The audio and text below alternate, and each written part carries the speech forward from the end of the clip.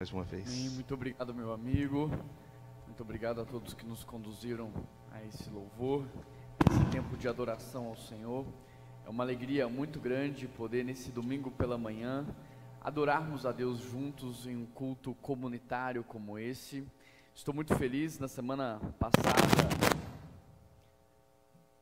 passada, nós estivemos ali em Londres, numa revitalização das igrejas históricas da Convenção Batista Britânica, e Deus tem usado muito a nossa igreja nesse movimento, agora não mais apenas em uma igreja, mas também em uma associação batista britânica. Deus tem feito muito mais do que poderíamos sonhar e imaginar, e tem sido uma grata alegria fazer parte daquilo que Deus está fazendo nas nações. É muito bom estar de volta, é muito bom estar aqui. Nesse domingo nós estamos recebendo aqui na PIBBH um missionário, Abdallah. Ele é ex-muçulmano, ex-terrorista. Ele foi alguém que foi enviado para ser um homem-bomba, mas na vez dele a bomba não funcionou. E eu perguntei para ele: Abdallah, como é que funciona? Vocês ficam disputando ali quem é que é a vez? Não, agora vai você, eu não quero ir. E ele falou assim: não, Juan, a gente disputa porque nós queremos ir. Então nós falamos: não, agora é a minha vez, eu quero ir, eu quero fazer parte, mas na vez dele a bomba não estourou. Depois disso ele foi enviado aqui para o Paraguai, para a Bolívia, e fez parte daquela quadrilha, as Farc, e durante muito tempo esteve envolvido no mundo da criminalidade. Ele foi alcançado pelo Evangelho de Jesus, completamente transformado pelo Evangelho de Jesus, e hoje alguém que é muito usado por Deus para ganhar inclusive os muçulmanos para Jesus Cristo. E durante muitos anos ele tem servido a nossa junta de missões mundiais, alcançando os muçulmanos para Jesus, não só no Brasil, mas também fora do Brasil. Ontem à noite ele esteve ministrando para os nossos jovens. Agora, às 9 horas, ele está ministrando para os nossos juniores e adolescentes. E às 10h30 ele vai ministrar no nosso segundo culto da manhã, dando o seu testemunho daquilo que Deus fez na vida dele. Ele já leu o Alcorão mais de 240 vezes. E ele disse que enquanto ele era muçulmano, ele lia e estudava o Alcorão de maneira muito rigorosa, e que agora que ele é cristão, ele não pode fazer menos do que isso para Jesus Cristo. Então ele tem lido a palavra do Senhor de forma muito constante, tem aprendido muito, tem vivido uma vida de fato muito inspiradora. Ele trouxe o livro dele chamado Abdallah, Escravo de Deus. Esse livro está sendo vendido e é uma forma de você investir no ministério dele, abençoar a vida dele. No final desse culto você pode adquirir o seu ali atrás, e se você pode, não tem compromisso, eu gostaria de convidá-lo a permanecer no nosso segundo culto para poder ouvir tudo aquilo que Deus está fazendo no meio dos muçulmanos. Terça-feira eu estive envolvido num evangelismo numa praça pública lá em Londres, e nós pregamos o evangelho ali, e muitos muçulmanos se converteram. Na verdade, muitos dos que estavam evangelizando conosco naquela terça-feira já eram muçulmanos que foram alcançados pelo evangelho e agora já estão evangelizando e alcançando outros muçulmanos. Para quem não sabe, a Europa está completamente tomada, e de fato esse tem sido um ministério muito relevante. Agora em agosto, na primeira terça-feira de agosto, nós vamos ter um treinamento com o Peter. O Peter é um evangelista e um avivalista europeu, é alguém que tem pregado nas praças públicas de Paris, da Espanha, de Portugal, da Europa inteira, ganhando muçulmanos para Jesus. E nós teremos um treinamento aqui numa terça-feira à noite, e numa quarta-feira nós teremos a experiência de viver algo nas praças de Belo Horizonte também, provocando esse avivamento na nossa cidade, e você é convidado a fazer parte daquilo que Deus está fazendo. Deus tem feito coisas tremendas e extraordinárias em todo o mundo, e você não pode ficar só de fora. Deus não te chamou para assistir, Deus não te chamou para contemplar, Deus te chamou para você se envolver.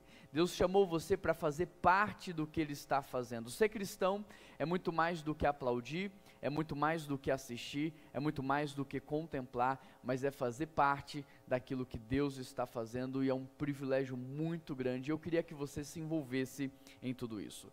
Hoje eu quero ministrar para os irmãos uma palavra que está em Marcos, capítulo 1, verso 7, e eu gostaria de convidá-los a abrir a sua Bíblia em Marcos, capítulo 1, verso 7, do 7 até o 9. Eu quero trazer uma palavra sobre os benefícios de você permanecer. Permanecer tem sido algo muito raro, tem sido um milagre na vida de poucos nos dias de hoje. As pessoas não mais permanecem. Elas não permanecem no emprego, elas não permanecem com seus cônjuges, elas não permanecem com os mesmos amigos, elas não permanecem. As pessoas hoje, elas não têm mais o hábito e o costume de se enraizarem. Mas há bênçãos que estão por trás do enraizar. Há muitas bênçãos que estão por trás de uma vida constante, de uma vida perseverante. E hoje eu quero mostrar para os irmãos algumas destas bênçãos. Marcos capítulo 1, verso 7, o texto diz assim: esta era a sua mensagem: depois de mim virá alguém mais poderoso do que eu, tanto que não sou digno nem de curvar-me e desamarrar as correias das suas sandálias. Eu batizo com água, mas ele os batizará com o Espírito Santo de Deus. Naquela ocasião, Jesus veio de Nazaré da Galileia e então foi batizado por João no Jordão. Feche os seus olhos e vamos orar. Peça ao Senhor que fale ao seu coração. Peça a Deus que abra a sua mente, o seu coração. Peça a Deus que tire da sua mente agora as distrações, as preocupações. E peça a Deus que o seu foco esteja completamente voltado à ministração da palavra. Quero tirar alguns segundos para que você possa orar.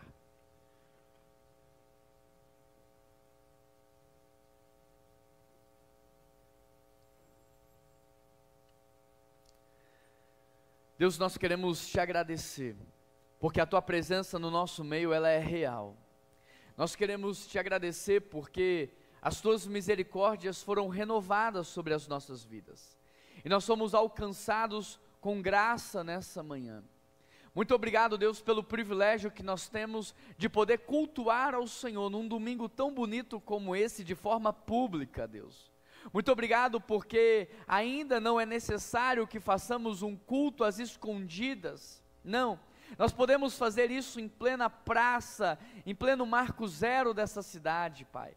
De modo público, louvar, adorar, engrandecer ao único e verdadeiro Deus, ao Senhor dos Senhores, ao Rei dos Reis.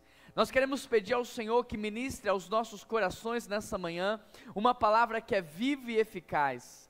Uma palavra que não volta vazia, uma palavra que é mais penetrante do que uma espada de dois gumes, uma palavra que cumpre o seu propósito, palavra essa que é lâmpada para os nossos pés. Nós pedimos ao Senhor que silencie as nossas distrações, que o Senhor venha aquietar a nossa mente e o nosso coração, para que este seja o nosso momento com o Senhor, o momento de desfrutar da presença do Pai, sendo direcionado por Ele.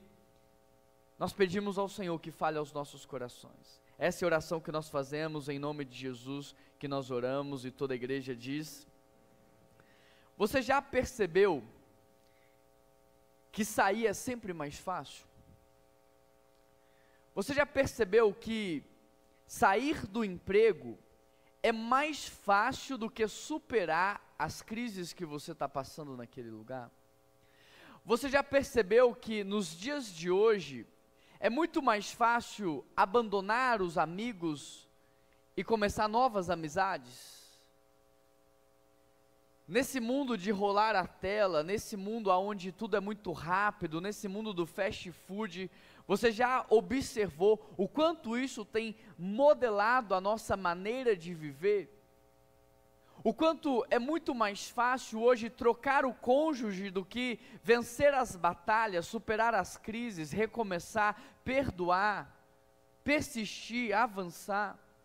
Você já percebeu como é muito mais fácil hoje trocar de igreja do que permanecer na mesma igreja por muitos anos? Trocar todas as vezes que você se sente incomodado. Trocar todas as vezes que você é frustrado. Nós desaprendemos a consertar os nossos eletrodomésticos. Nós aprendemos agora que aquilo que estraga é melhor trocar. Não compensa mais arrumar. E toda essa construção sociológica e antropológica, ela tem influenciado a nossa maneira de viver. E aquilo que antes aplicávamos apenas aos objetos, agora também é aplicado a lugares, a relacionamentos e a pessoas. De maneira que isso tem nos tomado de uma forma tão intensa, que agora nós trocamos até os deuses que nós servimos. E aqueles que outrora serviam ao único e verdadeiro Deus, estão numa peregrinação por aí espiritual, tentando encontrar algo que faça sentido para eles. Estão tentando encontrar alguém que possa corresponder os seus anseios mais egoístas e mais individualistas, um Deus que seja capaz de servi-los na proporção de que eles esperam. E toda essa construção, essa arquitetura social, ela tem modelado o cristianismo de modo que agora eu não busco uma igreja para servir, eu não busco uma igreja para pertencer, eu não busco um lugar para construir esse lugar, para ajudar este lugar a melhorar. Não, eu quero buscar um lugar que está pronto, um lugar que possa me servir, um lugar que possa contribuir com aquilo que eu mais anseio. E da mesma forma é o meu cônjuge. Eu não estou com ele para lhe potencializar, para lhe santificar, para lhe abençoar, não. Eu procuro um cônjuge que possa saciar os meus anseios mais egoístas. Então, nesse mundo que vivemos hoje, é muito mais fácil trocar, é muito mais fácil substituir do que permanecer. Jesus, por exemplo, ele poderia ter chegado pronto, ter descido como um anjo com seus 30 anos e ali começado o seu ministério. Mas a forma como Jesus vem ao mundo é muito didática para nos ensinar o projeto, a agenda, o ritmo que Deus tem para a humanidade. De modo que Jesus Cristo vem, ele se submete a todos os processos. Ele respeita todas as etapas, ele permanece no anonimato como carpinteiro em uma família comum, e então no seu batismo, quando ele completa 30 anos, algo glorioso acontece. Quais são os benefícios de permanecer? Quais são os benefícios de você permanecer com o mesmo cônjuge? Ainda ontem eu pude celebrar pela manhã a bodas de 50 anos de um casal muito especial. Quais são os benefícios de permanecer? Quais são os benefícios de permanecer numa igreja como essa por 60, 70 anos, como temos membros assim? Quais são os benefícios de você permanecer na sua caminhada com Deus de forma constante? O primeiro benefício que eu observo aqui nesse texto é que quando nós permanecemos, nós descobrimos a nossa identidade. Marcos 1, verso 10, o texto diz: assim que saiu da água, Jesus viu o céu se abrindo e o Espírito Santo desceu como uma pomba sobre ele. Então veio dos céus uma voz dizendo: tu és meu filho amado e em ti eu me agrado. Quais são os benefícios de permanecer? O primeiro benefício de permanecer é que você vai ter a revelação da sua identidade. Aqui a afirmação do Pai valida quem Jesus Cristo é antes daquilo que Ele fará. Aqui a palavra de Deus para Jesus Cristo está confirmando a identidade dele antes da sua função social. Agora é muito importante que você saiba que Jesus Cristo não tinha a necessidade de ser reafirmado a si mesmo. Essa afirmação, ela é muito mais didática para nós do que para ele. Agora, este exemplo, ele é para nos ensinar que embora Jesus Cristo não necessitasse, ele ainda assim escolheu por humildade, obediência e submissão, permanecer num processo para que esse processo pudesse abençoar nações. E por que eu estou dizendo isso? Porque quando nós permanecemos no processo, nós não apenas somos abençoados, como todos os que estão ao nosso redor são abençoados também. O mundo, querido, ele quer te dar rótulos. O mundo quer rotular você. O mundo, ele quer trazer apelidos para você. O mundo quer trazer para você afirmações correlacionadas à sua função. Mas o mundo espiritual quer realçar quem você verdadeiramente é. O mundo espiritual não quer correlacionar a sua identidade àquilo que você faz. Eu não sou pastor, eu estou pastor. A minha identidade é diferente da minha função. Você não é médico. Você não é advogado, você não é fazendeiro, essa é a sua função social, a sua identidade, ela está desvinculada daquilo que você exerce, mas muitos de nós passamos uma vida inteira pensando que somos aquilo que fazemos e não aquilo que de fato somos em essência. O filho pródigo é um exemplo. Ele só descobriu a sua identidade quando ele decidiu voltar para a presença do Pai. E quando ele volta para a presença do Pai, e ele escolhe se submeter aos processos daquela casa, então ele vai descobrir a sua identidade e como ele deveria viver enquanto filho daquela casa. Hoje muitos estão buscando esse reconhecimento nas redes sociais. Muitos estão buscando essa reafirmação de quem eles são de maneira pública, esperando que pessoas o tempo todo reafirmem para elas o seu valor, a sua identidade, quem elas são, mas a nossa verdadeira identidade, ela é revelada no nosso relacionamento com Deus.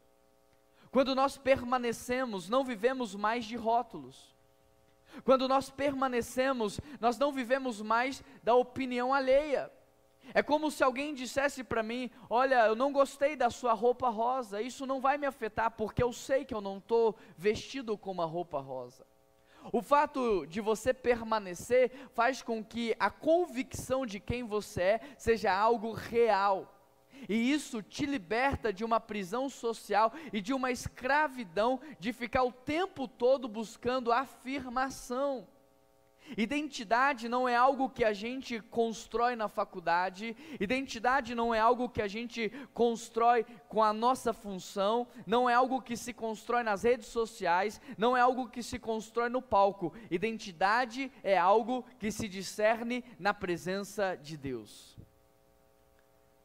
Eu me lembro quando a Keila estava grávida, o Noah vai completar 10 anos, o Natan tem 9 anos, eu me lembro da gravidez deles, eu me lembro que eu parava para conversar com eles dentro da barriga da mãe, eles não sabiam quem eu era, eles não sabiam muita coisa a meu respeito, mas eu sabia tudo sobre eles, eu já sabia o nome deles, eu já sabia a idade deles, eu já sabia o mês que eles iam nascer, eu já sabia onde eles iam morar, eu já sabia onde eles iam estudar. Embora eles não tivessem uma consciência profunda a respeito do Pai, o Pai já sabia tudo sobre eles. E foi se submetendo a um processo natural e respeitando o tempo gestacional, foi respeitando e permanecendo no ventre da mãe, no tempo devido e apropriado que eles nasceram. E foi no nascimento que eles ouviram pela primeira vez o nome, foi no nascimento que eles ouviram pela primeira vez a identidade, foi no nascimento que eles ouviram pela primeira vez a razão pelo qual eles estavam nesse mundo. Outra informação importante nesse texto é que a identidade de Jesus não mudou quando ele completou 30 anos, ela só foi confirmada publicamente. A identidade de filho amado era a mesma, e Jesus sabia disso, mas agora com 30 anos isso está sendo reafirmado, isso está sendo publicado. Esses são os efeitos daquele que permanece, ele não só sabe quem é, mas a sua identidade é confirmada de maneira pública.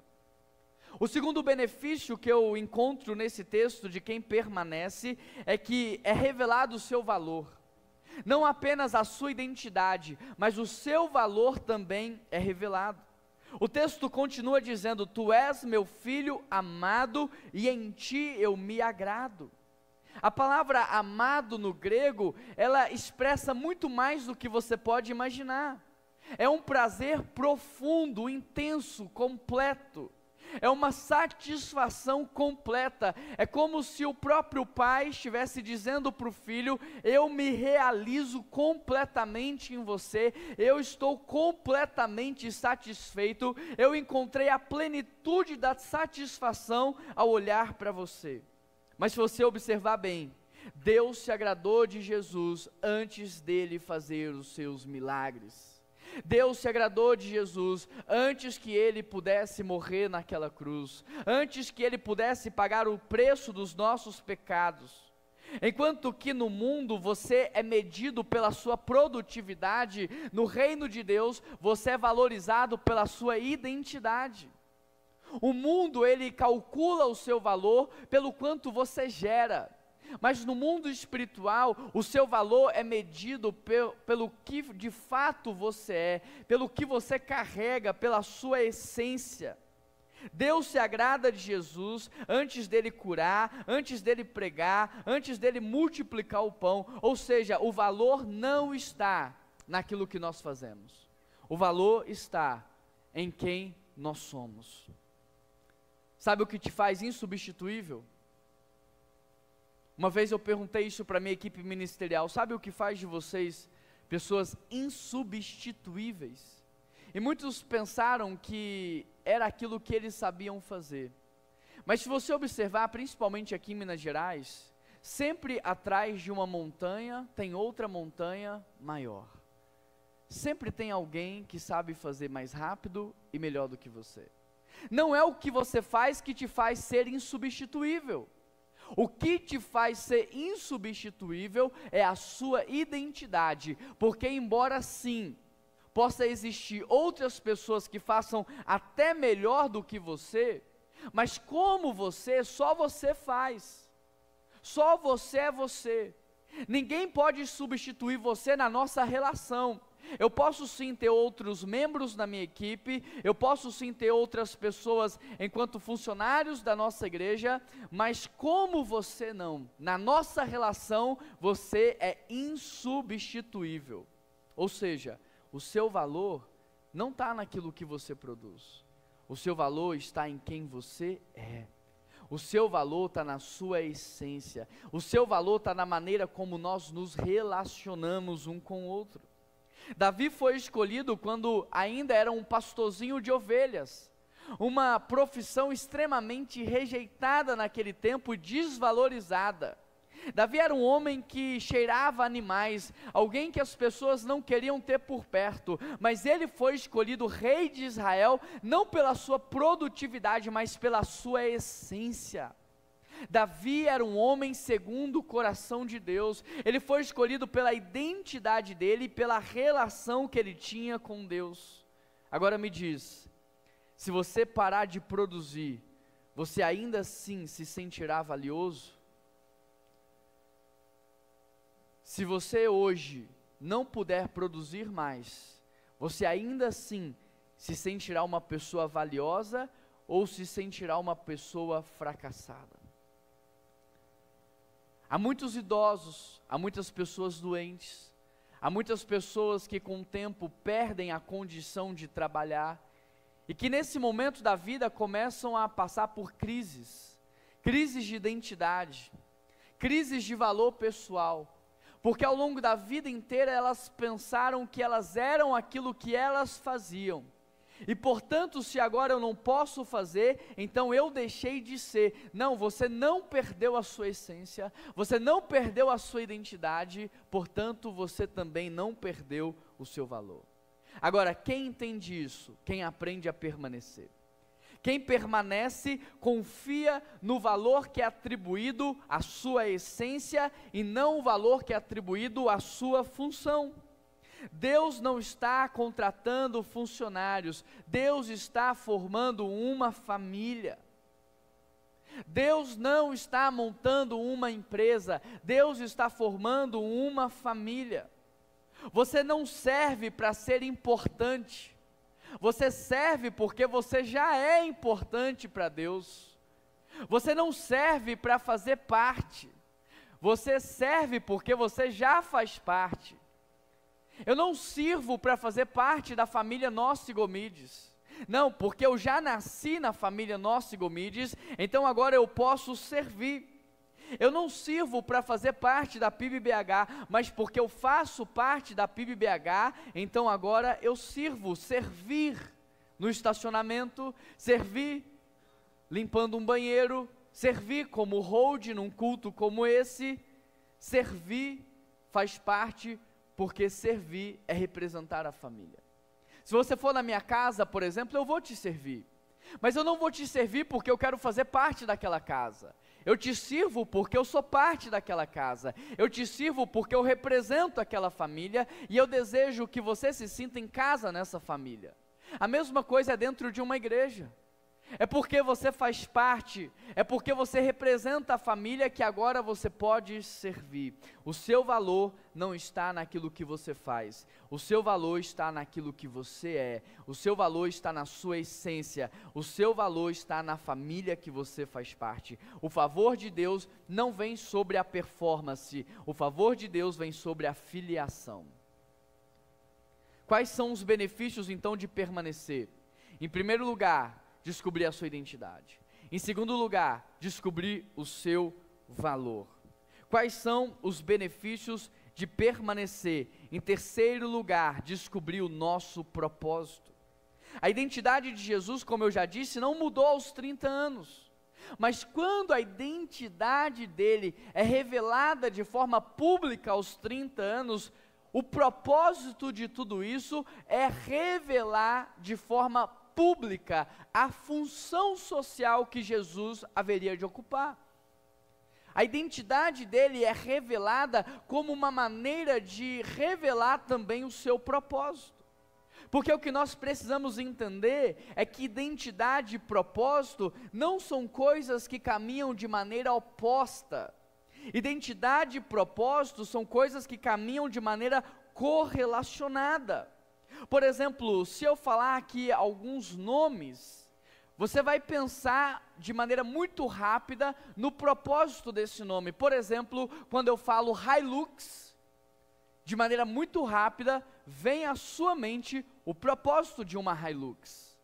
Quando eu falo, por exemplo, uma caneca, de maneira rápida na sua mente vem o propósito de uma caneca, ela serve para bebidas quentes. De modo que até o seu designer tem a ver com o seu propósito. A squeeze não tem alça porque foi feita para bebidas frias. A caneca tem alça porque foi feita para bebidas quentes. Quando eu falo Coca-Cola, de maneira muito rápida, vem à sua mente o propósito da Coca-Cola. Se eu falar, por exemplo, o nome de uma pessoa muito conhecida, você obviamente vai se lembrar do que ela exerce enquanto função social. Outra informação importante é que a filiação também revela o propósito. Por isso, nesse texto, Deus está dizendo: tu és o meu filho amado.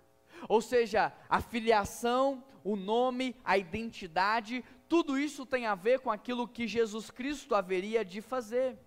O que se espera então de Jesus enquanto Filho de Deus? Que ele represente o seu Pai na terra. O que se espera da descendência de Abraão? Que eles sejam homens de fé. O que se espera dos netos do Paulo Nossi? Que sejam homens e mulheres de Deus. A filiação também corresponde a um propósito. Ou seja, essa revelação pública da identidade e da filiação é, na verdade, uma revelação pública daquilo que Jesus haveria de fazer ao mundo. Essa é a primeira vez que Jesus Cristo está sendo revelado de forma pública enquanto Filho de Deus. Mas essa revelação, ela vem como consequência de alguém que permaneceu 30 anos num caminho constante de obediência, submissão e humildade. A mesma coisa você vai observar com José. A revelação pública do propósito de José vem como consequência de alguém que permanece no caminho do Senhor. Ele foi vendido como escravo, ele foi abandonado pelos seus irmãos, ele foi preso injustamente, mas independente das circunstâncias, ele permaneceu. As pessoas não alteraram quem José era. As circunstâncias não mudaram o coração de José, independente do seu contexto, das suas circunstâncias, José permaneceu. A mesma coisa aconteceu com Moisés, abandonado por sua mãe, criado por duas culturas, fugido do Egito, no deserto, ele permaneceu na sua vida com Deus. A mesma coisa você vai observar com Davi. Davi se torna o rei de Israel porque ele permaneceu enquanto pastor de ovelhas, enquanto poeta, enquanto escudeiro do rei, enquanto soldado do exército de Israel, ele permaneceu. O apóstolo Paulo se tornou esse grande teólogo que nós conhecemos porque ele permaneceu. Todos foram preparados na constância e na permanência. O mundo quer velocidade, Deus quer profundidade. O mundo quer performance, Deus, Ele deseja que os seus filhos estejam enraizados, que eles tenham fundamentos, porque Deus não quer que você use a sua vida breve nessa terra para construir algo que vai desmoronar. Deus não quer que você invista a sua saúde, o seu tempo, os seus melhores anos em algo que vai ser destruído. Deus quer que você invista em algo que será eterno, em algo que será permanente, e para isso nós precisamos ter raízes, nós precisamos ser fincados na rocha. Eu não sei se alguém aqui tem experiência com construção, mas quando você precisa fincar algo na rocha, você precisa cavar muito, porque num primeiro momento tem areia, depois tem terra fofa, até que você consiga chegar na rocha leva muito tempo, e tem gente que desiste, porque quer construir rápido, porque quer construir depressa. Mas o que adianta construir um prédio de 10 andares se ele vai desmoronar? O que adianta levantar uma casa se ela não vai ficar de pé? O que adianta casar e não manter o casamento? O que adianta ter filhos e eles não permanecerem no caminho do Senhor? Do que adianta? Então a permanência, ela traz bênçãos, ela traz frutos. Muitos hoje estão frustrados, porque queriam uma ativação sem formação, mas o nosso propósito não vem por ambição, o seu propósito não vem de acordo com aquilo que você quer, de acordo com aquilo que você espera, mas ele vem como consequência de uma permanência no caminho do Senhor. Você só vai descobrir o seu para quê quando você andar com o seu com quem, e o nosso com quem é Deus, é na presença de Deus. Quais são os benefícios de permanecer? Você descobre a sua identidade, você descobre o seu valor e você descobre o seu propósito. Em quarto lugar, aquele que permanece, ele vence as provações. Verso 12, logo após o Espírito impeliu para o deserto. Ali esteve 40 dias sendo tentado por Satanás. Estava com os animais selvagens, com os anjos lhe servindo. A palavra impeliu no grego, ela significa lançar com força. A palavra impelido no grego significa que Jesus, ele foi lançado à provação. O mesmo Espírito que desceu como uma pomba, agora o empurra como um vento. Impeliu no grego é um termo muito forte para descrever alguém que foi lançado sobre um desafio de vida. Deserto, querido, é lugar de isolamento, mas também é um lugar de revelação. É o lugar onde vozes externas são silenciadas, é o lugar onde nós silenciamos as distrações, e é o lugar onde nós ouvimos o próprio Deus. A tentação aqui indica uma prova com a intenção de ser testado. A tentação aqui é uma prova que indica a qualidade de ser provado na sua qualidade. Em outras palavras, depois de 30 anos de permanência, o Espírito Santo lança Jesus para ser provado. A grande questão é: Jesus está pronto para a crucificação? Jesus está pronto para iniciar o seu ministério de maneira pública? Essa é a ideia por trás da tentação. De novo, Jesus como Deus não precisava se submeter a tudo isso, mas o faz para nos ensinar um caminho. o faz de maneira didática para nos ensinar a não fugir dos desertos, a não fugir das provações, porque elas não servem para parar você, mas para provar você. Deus te ama tanto, que antes de colocar você em um próximo nível, Ele primeiro te testa.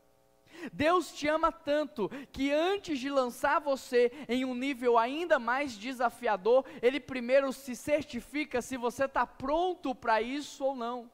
Então esse deserto que você está passando, essa luta que você está vivendo, não é para te parar, mas é para provar para você se você está pronto ou se você precisa ser ainda mais preparado.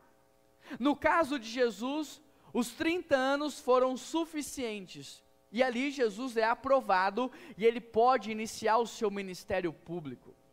Tem muita coisa que você está pedindo para Deus, que foi Ele que colocou no seu coração, que Ele deseja ver você vivendo, que Ele já tem para você, mas que Ele ainda não te deu, não porque Ele não quer te dar, mas porque você não está preparado para receber.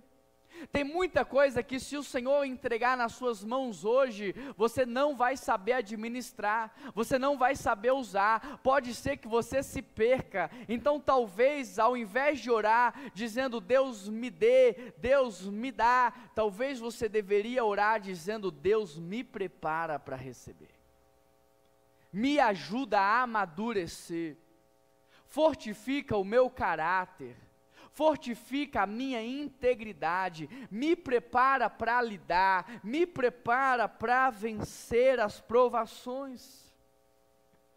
Os 30 anos de Jesus, de obediência, de submissão, de constância, de perseverança, prepararam Ele para esse deserto. Mas por que você não permanece? Porque você troca o tempo todo, você não é preparado o suficiente para as lutas que virão. Essa geração que trabalhou 40, 50 anos no mesmo lugar, me ensina muito. Porque você tem que ter inteligência emocional, porque você tem que saber se relacionar, porque você tem que saber agir com flexibilidade, lidar com conflitos, superar problemas. Essa geração que permanece no mesmo casamento 50, 60 anos, me ensina muito, porque é muito mais difícil permanecer do que trocar.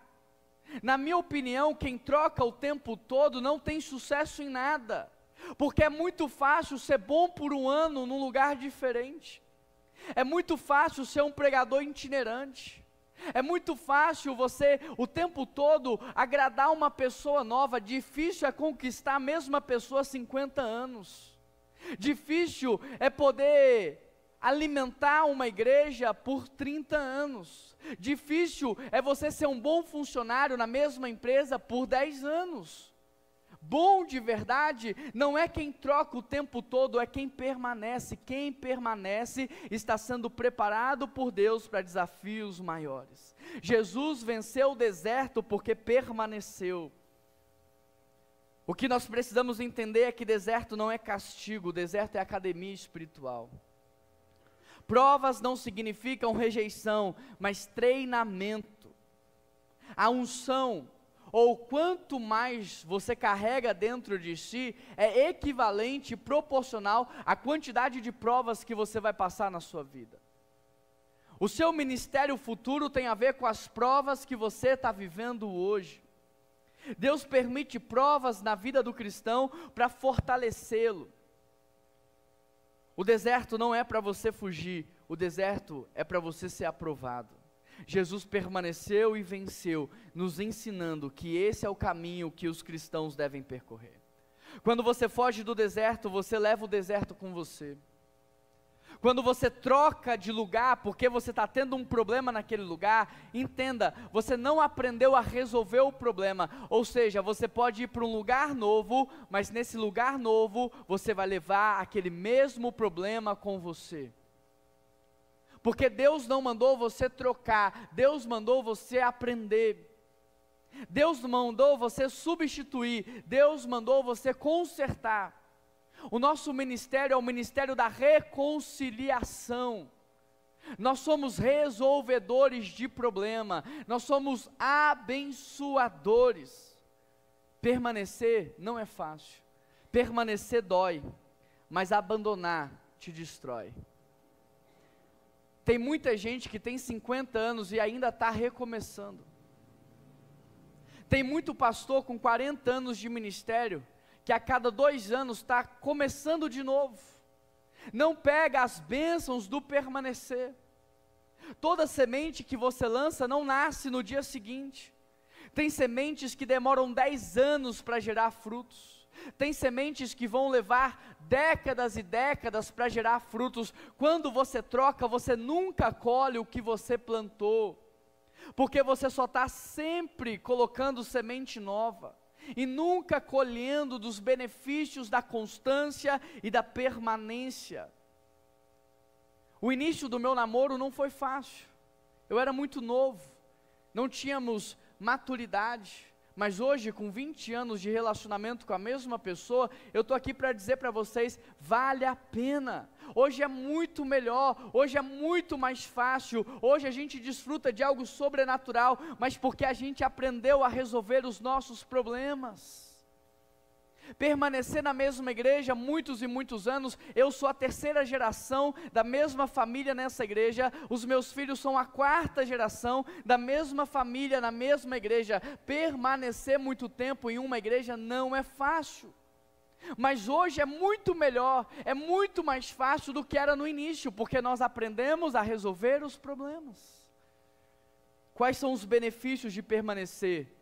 Você encontra a sua identidade, você descobre o seu valor, você entende o seu propósito, e você encontra força para vencer as provações da vida.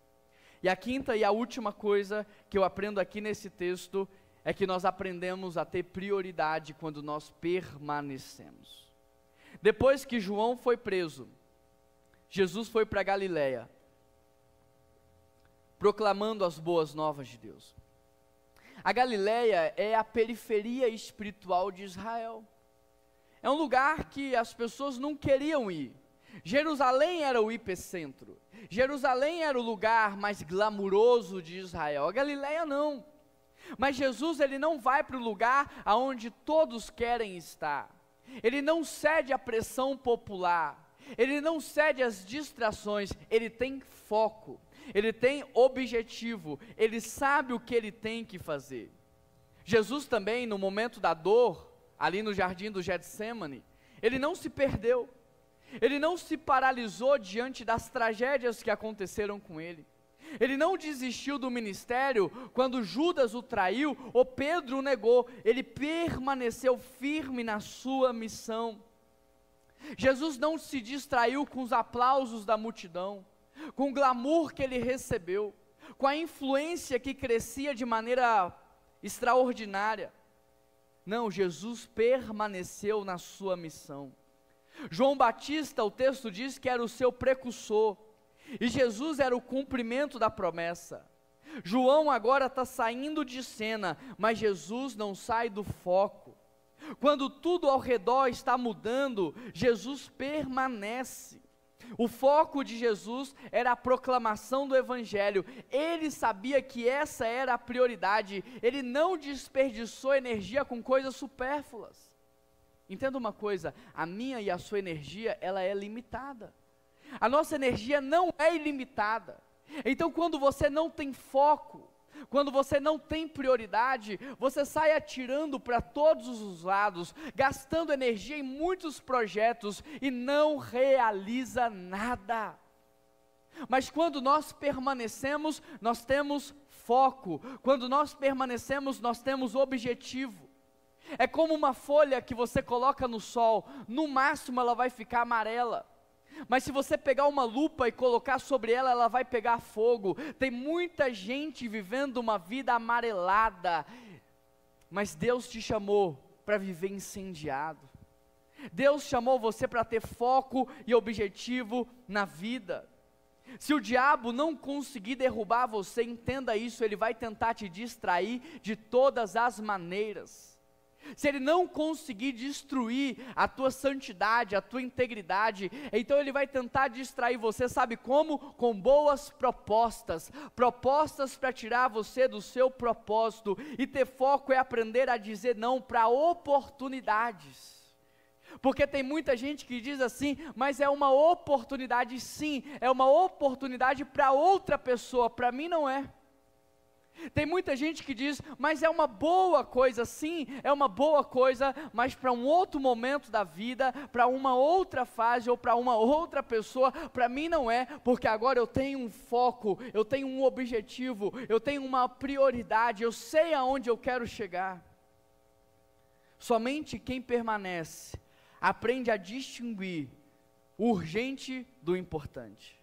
Somente quem permanece aprende a discernir aquilo que é bom e aquilo que é ótimo, porque diante do ótimo de Deus, o diabo vai te oferecer aquilo que é bom, e se você não entender aquilo que Deus tem para você, você vai acabar aceitando as distrações de Satanás. Somente quem permanece aprende a ter discernimento espiritual. Permanecer nos ajuda a andar pelo chamado e não pela agenda. Permanecer nos ajuda a andar pela missão e não pelas propostas. Permanecer nos ajuda a andar no propósito e não aceitar as propostas. Permanecer é como uma vacina. Ela nos imuniza da ansiedade do novo, da comparação, do ativismo. Quem cultiva constância e permanência está protegido contra o vírus da distração. Porque permanecer treina a mente, treina a alma a resistir às distrações. Permanecer é o antídoto divino contra a tentação de ser tudo, de fazer tudo e de agradar a todos. Quais são os benefícios de permanecer? Em primeiro lugar, descobrir a sua identidade.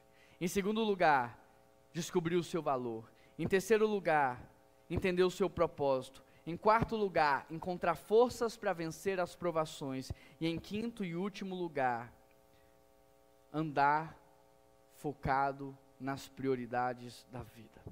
Quem permanece, experimenta céu aberto, voz de Deus, direção do Espírito e um propósito claro.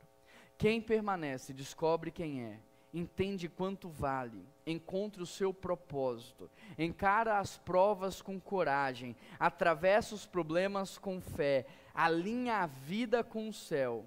Quem fica onde Deus o plantou, floresce de maneira extraordinária. Esse é o projeto que Deus tem para você. Sabe por que o lírio se veste de uma forma esplendiosa? Nem Salomão no seu esplendor se vestiu como um lírio, porque ele está plantado aonde Deus o colocou. Se ele sair dali e for para a areia, ele morre. Se ele sair dali e for para a água, ele morre. Mas enquanto ele permanecer plantado aonde Deus o colocou, ele vai se vestir do melhor dessa terra. Sabe por que o passarinho come do melhor dessa terra? Porque ele está fazendo o que Deus mandou. Enquanto ele estiver voando e batendo asas, haverá alimento para ele. Mas se ele decidir ser outra coisa ou fazer outra coisa, ele vai morrer de fome. O projeto que Deus tem para os seus filhos é um projeto de permanência, é um projeto de constância, é um projeto de perseverança. A vida cristã é uma vida de permanência. Os nossos valores, eles necessitam estar alinhados com os valores de Deus. O nosso estilo de vida precisa estar alinhado com o estilo de vida do reino de Deus. Quando você vai para um outro país, primeiro você tem que estudar a cultura desse outro país, entender como esse outro país funciona, e então você está habilitado a morar naquele outro país. Muitos de nós queremos o céu, sem os valores e princípios do céu. Muitos de nós queremos a eternidade, sem a cultura da eternidade. Se você é uma pessoa que o tempo todo troca de amigos, troca de igreja, troca de trabalho, troca de cidade, se você é alguém que aprendeu a trocar e a não resolver, existe uma crise espiritual na sua vida, que precisa ser tratada, porque nós, filhos de Deus, nós somos chamados à reconciliação, Nós somos chamados para cultivar o melhor nos lugares em que estamos. Nós somos chamados para abençoar. Esse é o chamado que Deus tem para você. E eu quero que você, neste momento, feche os seus olhos e responda a essa oração, essa pregação com uma oração. Se Deus falou com você, eu gostaria que você, com as suas palavras, pudesse responder a Deus através de uma oração.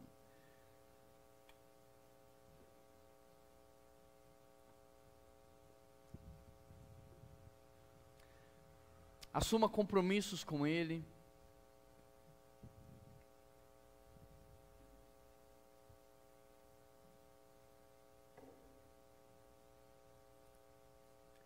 Pai, nós queremos pedir a Tua bênção sobre nós. Eu quero pedir a Tua bênção sobre cada família aqui representada, Pai. Sobre cada pessoa que está aqui sendo ministrada pelo Teu Espírito Santo. O Senhor trouxe uma palavra geral à igreja, mas muito específica a cada coração, a cada contexto de vida, a cada momento de vida. Fala com cada pessoa, Deus, aquilo que ela precisa fazer com aquilo que ela aprendeu, com aquilo que ela ouviu, o que é e como é que ela deve aplicar essa mensagem à sua vida. Nos dê, Pai, constância, nos dê, Pai, permanência, nos dê, Pai, perseverança, para que possamos colher os frutos da constância, da perseverança e da permanência. Que o Senhor abençoe os casamentos que aqui estão, que sejam casamentos perseverantes, constantes, permanentes. Que o Senhor abençoe as amizades, que elas sejam seladas pelo Teu Espírito Santo. Que o Senhor abençoe a nossa igreja para que possamos caminhar juntos por muitos anos, impactando a nossa cidade, transformando nações. Que o Senhor nos abençoe para que sejamos como igreja, luz do mundo e sal da terra, Pai. Que o Senhor nos qualifique, que o Senhor nos capacite para que sejamos permanentes e que possamos permanecer plantados aonde o Senhor nos colocou.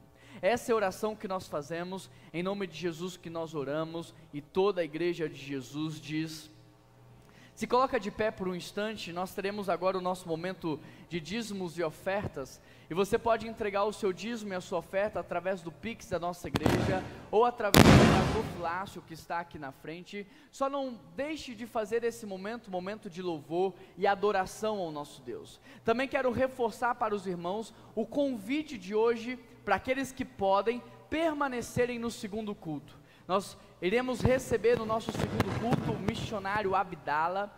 Ele é ex-muçulmano, ex-terrorista. Quando foi a vez dele da bomba ser estourada no seu corpo, a bomba não estourou.